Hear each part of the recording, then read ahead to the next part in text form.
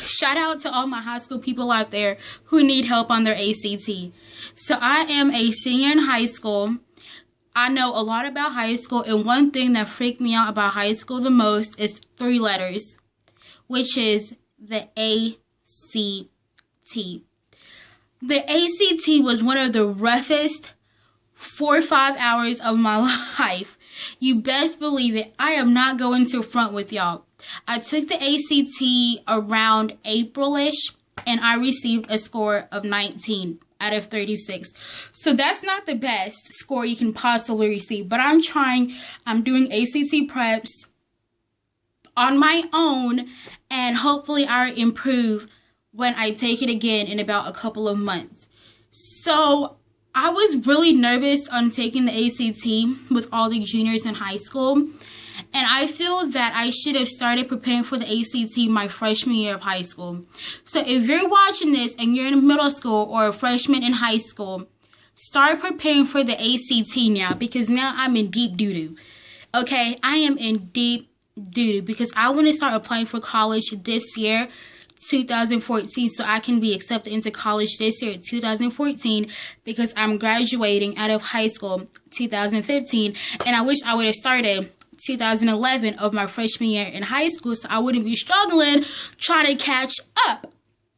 So one advice that I would give you before taking the ACT is study. I know a lot of people say, oh, you can't study for the ACT. Yes, you can. You best believe you can study for the ACT. I don't have a lot of money. I can't go to ACT prep classes and making my mom pay $500 for classes that we cannot afford. So people like me, we better do it the hard way, which is studying by yourself. If you go online, if you type in ACT on Google, I'm pretty sure you can find ACT practice tests that on the real ACT website, they give you math, English, science, and reading 4 practice tests, and they tell you the wrong answer, and they tell you why it's the wrong answer, and then they give you the right answer and tell you why it's the right answer. So go look at these practice tests and figure out where your strength and your weaknesses are. If you do not have a computer access, you can always go to your public library and check out free ACT books. I checked one out myself, but this summer, so I can be looking over it for my upcoming ACT test. If you go to the library, it is free. It's the newest version, and it is like this thick. It will help you out a lot. So one thing that I screwed up on my April ACT test was I walked in and I was nervous. You can't be nervous while you're going to go take a test. Like, no. Like, you just have to be calm, collected, and be like, I'm about to kill this test. You can't be like, oh my gosh, like, my pencil broke. No, you have to be very, very strong person. When you go sit down, I went to go sit down, and I was, like, shaking. They were like, open your textbook number 1, and you have 45 minutes to answer 60 questions. I'm like, yo, 45 minutes to answer 60 questions with passages? I can't do that. I wasn't prepared because I didn't know that I had 45 minutes to speed read and answer the questions. So one thing that I would advise y'all on is taking a look on the direction of each section on the ACT. Like, honestly, if you go through the science portion and they say you have 30 minutes to answer 45 questions, you already know this. Instead of doing the actual ACT, you're like flipping through your pages, trying to look, okay? Be prepared with all the directions in your ACT book, in your ACT packet, what it asks you. So, how to prepare for the actual content of the ACT?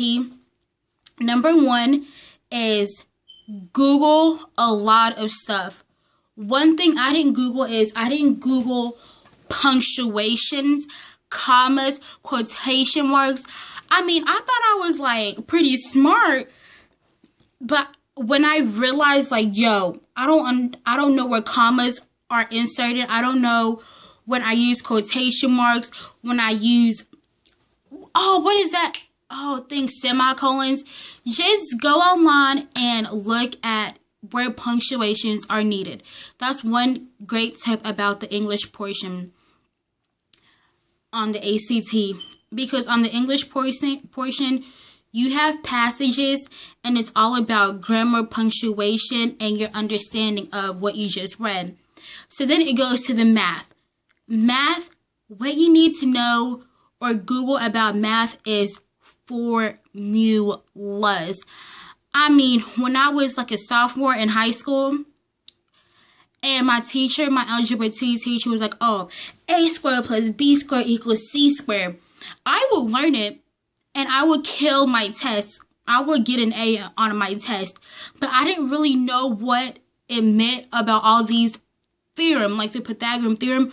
But on the ACT, if they give you like two sides, and they're like, Jack went on a hike and he went on a mountain that was 3 feet high, and then he went on an incline that was 2 feet high. Tell me what the other third side is. When I took the ACT, I didn't know that I was supposed to use the Pythagorean theorem. I didn't remember that I was supposed to use a squared plus b squared equals c squared. So that's why I feel like people need to do. You need to go on Google, learn a lot of formulas, like how to find, this might sound stupid, but how to find the area of a rectangle, a circle, a circumference, diameter. You need to know all these formulas, because when you see it on the ACT, when you see problems like this, your brain has to automatically switch and think about this formula and put it into effect. Because if you do not know formulas before you take the ACT, you best believe you will be screwed over. The other portion on the ACT is science. Now, science, it is like having a reading. You have passages, and I mean long passages on science, and you have to interpret. Your brain has to switch and interpret numbers, graphs for these passages and these experiments. You have to be able to read fast to do the science portion, and your brain has to be able to work. You have to be able to calculate on the science portion and understand graphs. So go take a look at that right now. Stop this video and go look at how to do, go look at practice ACT questions. Okay, if you're still reading or still watching this, the last portion is reading. In the reading section, I absolutely love the reading portion, because you just have to read the whole passage and answer questions on it.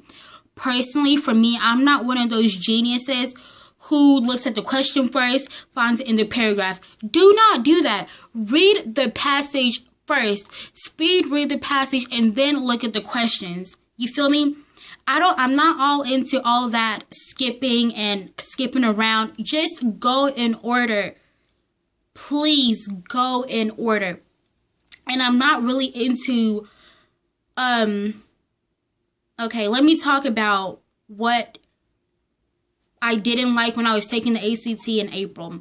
I didn't like how I was skipping questions. Like, I'll go from question 3 because it was easy, and then go to question 7, go to 14, come back. I didn't like that, because that would screw me over. If I would put in question 3 answer that was supposed to go on question 2, and I would have to erase, which was just taking time. I am not really into that. If I was y'all, I would just please go in order. Go in order. Okay, let's talk about tools to bring, equipment to bring during the ACT. Oh my gosh. If you're going to go take the ACT somewhere else and not in your school, bring a calculator.